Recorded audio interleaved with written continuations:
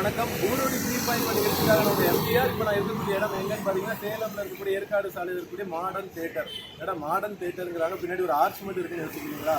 ஆமாங்க, காலத்தில் மாடர்ன் தியேட்டராக இருந்துச்சு. 89 ஆண்டுகளுக்கு முன்னாடி இந்த இடம் வந்து ஒரு மிகப்பெரிய ஸ்டுடியோவாக இருந்துச்சு. இப்போ தான் ஏவிஎம் ஸ்டுடியோ, ஹைதராபாத்தில் வந்து ராமோஜிராவ் ஸ்டுடியோ, பாம்பே நிறைய ஸ்டுடியோலாம் சொல்கிறாங்க. பட் ஆனால் 89 வருடங்களுக்கு முன்னாடி ஹாலிவுட் அளவுக்கான ஒரு ஸ்டுடியோவாக இருந்த இடம் தான் பின்னாடி தெரியுற இடம். கிட்டத்தட்ட வந்து பார்த்தீங்கன்னா பலாயிரம் ஏக்கரில் இருந்த அந்த ஸ்டுடியோ இப்போ வெறும் இந்த ஆர்ச் மட்டும் தான் மிச்சம் இருக்குது. ஒரு 42 ஆண்டுகள் வந்து இந்த ஸ்டுடியோ இயங்குச்சு. அதுக்கப்புறமா வந்து இது முற்றிலுமாக வந்து செயலிழந்து போச்சு. ஆனாலும் இந்த ஊர் மக்கள் இந்த இடத்த வாங்கினவங்கெல்லாம் இது வந்து சேலத்துக்கு பாரம்பரியமான ஒரு இடம். அந்த அந்த ஸ்டுடியோவுடைய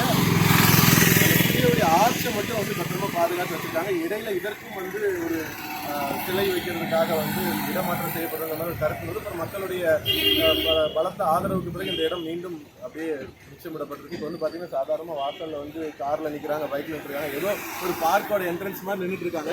ஆனால் உண்மையிலே இந்த இடம் வந்து பார்த்தீங்கன்னா ஒரு வரலாற்று சிறப்பு வாய்ந்த இடம். கிட்டத்தட்ட வந்து ஆயிரக்கணக்கான திரைப்பிரபலங்கள் உருவான ஒரு இடம், நூற்றுக்கணக்கான திரைப்படங்கள் உருவான ஒரு இடம். இந்த இடத்தை பற்றி நிறைய விஷயம் உங்ககிட்ட ஷேர் பண்ண போகிறேன், வாங்க போகலாம். வணக்கம் மக்களே. இப்போ நான் இருக்கிற இடம் வந்து சேலமில் இருக்கக்கூடிய ஏற்காடு சாலையில் இருக்கக்கூடிய மாடர்ன் தியேட்டர் இயங்கின இடம். கிட்டத்தட்ட 89 ஆண்டுகளுக்கு முன்னாடி தொடங்கப்பட்ட இந்த மாடர்ன் தியேட்டர் ஒரு மிகப்பெரிய வரலாறு கொண்டது இந்த இடம். ஆனால் இப்போ வந்து மிஞ்சி இருக்கிறது வந்து பார்த்தீங்கன்னா வெறும் இந்த ஆர்ச் மட்டும் தான் இருக்குது. இந்த ஆர்ச்சும் கூட இடையில பல ப்ராப்ளம் ஆகி அது வந்து இடிக்க போகிறாங்கன்னு சொல்லிட்டு இருந்தாங்க. ஆனால் இப்போ இது வந்து காப்பாற்றப்பட்டிருக்கு. ஸோ இந்த இடத்துடைய வரலாறு மிகப்பெரியது. அதை பற்றி கொஞ்சம் தெரிஞ்சுக்கலாமா?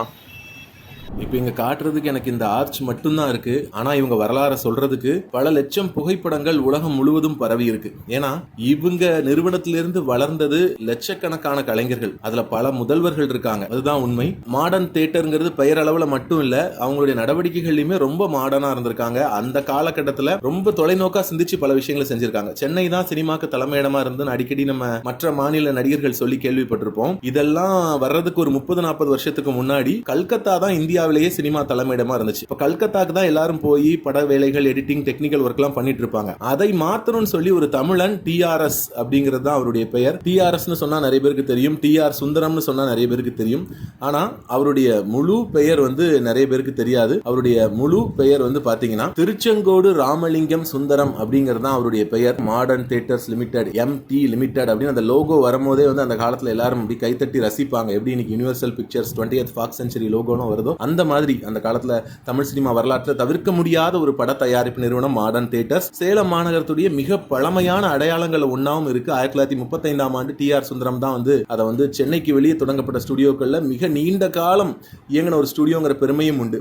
அவருக்கு வந்து பாத்தீங்கன்னா அவங்க அப்பா வந்து ஜவுளி தொழில் பண்ணிட்டு இருந்தாரு. அவரை ஜவுளி தொழில் சம்பந்தமா படிக்கிறதுக்காக லண்டனுக்கு அனுப்பியிருந்தாங்க. ஆனா லண்டனுக்கு போனவர் சேலம் திரும்பின உடனே பட தயாரிப்பு நிறுவனம் ஆரம்பிச்சு ஏஞ்சல் பிலிம்ஸ் அப்படிங்கிற நிறுவனத்தோட இணைஞ்சு நிறைய படங்களை தயாரிச்சார். 1930 தொடக்கத்துல சினிமா தயாரிப்பு தொழில் கொல்கத்தா அப்படிங்கிற இருந்ததை மாத்தி எல்லாத்தையுமே வந்து சேலம் ஏற்காடு ரோட்ல ஒரு 10 ஏக்கர் பரப்பளவுல ஒரு படப்பிடிப்பு தளம், பாடல் பதிவு செய்யக்கூடிய ரெக்கார்டிங் ரூம், ஒரு எடிட்டிங் லேப், முழு படத்தையும் பதிவு செய்யறதுக்கான அத்தனை அம்சங்களோடு கூடிய ஒரு பிரம்மாண்டமான ஸ்டுடியோ வந்து உருவாக்கி 1937 அந்த மாடர்ன் தியேட்டர்ஸ் நிறுவனம் மூலமா சதி அகல்யா அப்படிங்கிற ஒரு படத்தை தயாரிச்சாரு. அந்த சதி அகல்யா படத்துடைய ஹீரோயின் யாருன்னா தவமணி தேவி அப்படிங்கிறவங்க. சோ அவங்க வந்து இலங்கையில் அப்புறம் பெரிய ஹீரோயினா மாறினாங்க. அப்புறம் 1938 மலையாள மொழியுடைய முதல் பேசும் படமான பாலன் படம் தயாரிக்கப்பட்டது. இந்த படமும் மாடர்ன் தியேட்டர்ஸ் டிஆர்எஸ் தான் வந்து தயாரிச்சிருக்காரு. ஏற்கனவே மலையாள சினிமாவின் தந்தைன்னு அழைக்கப்படக்கூடிய ஜேசி டேனியல் தமிழ்நாட்டை சேர்ந்தவர் தான். மலையாளத்துடைய முதல் பேசும் படத்தை தயாரித்த டிஆர்எஸும் தமிழ்நாட்டுக்காரர் தான் அப்படிங்கிறது நமக்கு ரொம்ப பெருமை. அடுத்ததா பாத்தீங்கன்னா மாடர்ன் தியேட்டர்ஸ் வந்து மனோன்மணி, 2ஆம் உலகப் போரை மையப்படுத்தி எடுத்த பர்மா ராணி,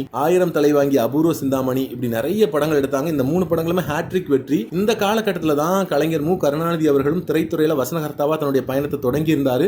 அவருடைய ஆரம்ப காலத்திலேயே கருணாநிதியோட திறமையை உணர்ந்து கொண்ட டிஆர்எஸ் வந்து மாடர்ன் தியேட்டர்ஸ் உடைய கதை வசன இலாக்காவில் அவருக்கு பணிபுரிய வாய்ப்பு கொடுத்து மாடர்ன் தியேட்டர்ஸ் தயாரிச்சு கருணாநிதி கதை வசனம் எழுதின மந்திரி குமாரி படம் மாபெரும் வெற்றி படமா மாறிச்சு. கருணாநிதி எம்ஜிஆர்னு 2 பேர் வாழ்க்கையிலுமே மிக திருப்புமுனையா அமைந்தது மாடர்ன் தியேட்டர்ஸ் மூலமா நிகழ்ந்ததுங்கிறது வரலாற்று சிறப்பு மிக்க ஒரு விஷயம். அது மட்டும் இல்ல, தமிழ்ல முழு நீள வண்ண கலர் படம் அப்படிங்கறத தயாரிச்சதும் மாடர்ன் தியேட்டர்ஸ் தான். அலிபாபாவும் 40 திருடர்களும் சொல்லி எம்ஜிஆர் அவர்கள் நடிச்சு அந்த அரபு நில இரவு கதை அதுல இருந்து தேர்ந்தெடுத்து மாடர்ன் தியேட்டர்ஸோட இணைந்து அதுல இருந்து தேர்ந்தெடுத்து எடுக்கப்பட்ட படம். அப்புறம் மாடர்ன் மாடர்ன் தியேட்டர்ஸோடு இணைந்து மந்திரி குமாரி, சர்வாதிகாரின் 2 வெற்றி படங்களை தந்திருந்த எம்ஜிஆர் வந்து இந்த படத்துக்கும் இந்த அலிபாபாவும் 40 திருடர்கள் படத்துக்கும் வந்து அவர் ஹீரோவாக தேர்வானார். மலையாளத்துடைய முதல் வண்ணப்படமான கண்டம் பெற்ற கோட்டு அப்படிங்கிற ஒரு படமும் டிஆர்எஸ்ஸால் தான் தயாரிக்கப்பட்டது. ஸோ மலையாள சினிமாவுடைய முதல் பேசும் படமும் டிஆர்எஸ் தான், வண்ணப்படமும் டிஆர்எஸ் தான். 2 படங்களுமே வெற்றி படமாக அமைஞ்சதுங்கிறது குறிப்பிடத்தக்க விஷயம். மாடர்ன் தியேட்டர்ஸுடைய 99வது படம் பார்த்தீங்கன்னா கொஞ்சம் குமரி, மனோரமா அவங்கள வந்து கதாநாயகியை வச்சு தயாரித்தார். ஸோ யாருமே எதிர்பார்க்காம அவர் வந்து அந்த நேரத்தில் ஆகஸ்ட் 29, 1963ஆம் ஆண்டு தன்னுடைய 56வது வயதில் மாரடைப்பில் காலமானார். இந்த செய்தி வந்தப்போ மனோரமா வந்து கொஞ்சம் குமரி படப்பிடிப்பில் இருந்தாங்க. தகவல் தெரிஞ்ச உடனே மேக்கப்பை கூட கலைக்காமல் அப்படியே வீட்டுக்கு போய் நேரில் அஞ்சலி செலுத்தியிருக்காங்க. அப்புறம் கருணாநிதி அவர்கள், எம்ஜிஆர் அவர்கள், நம்பியார், தங்கவேலுன்னு திரையுலக ஆளுமைகள் பலருமே சேலம் போய் நேரில் அஞ்சலி செலுத்தினாங்க. டிஆர்எஸ் உடைய உருவ சிலை அதுக்கப்புறம் ஜனவரி 5, 2000 சென்னையில் தென்னிந்திய திரைப்பட வர்த்தக சபை வளாகத்தில் அன்றைய முதல்வர் கருணாநிதியால் திறந்து வைக்கப்பட்டது. டிஆர்எஸ் உடைய மறைவுக்கு பிறகு அந்த ஸ்டுடியோ நிர்வாகத்தை 3 பேர் கொண்ட ஒரு குழு தான் கவனிச்சிட்டு இருந்தாங்க. 2 படங்கள் தயாரித்து அதுவும் தோல்வி ஆயிடுச்சு.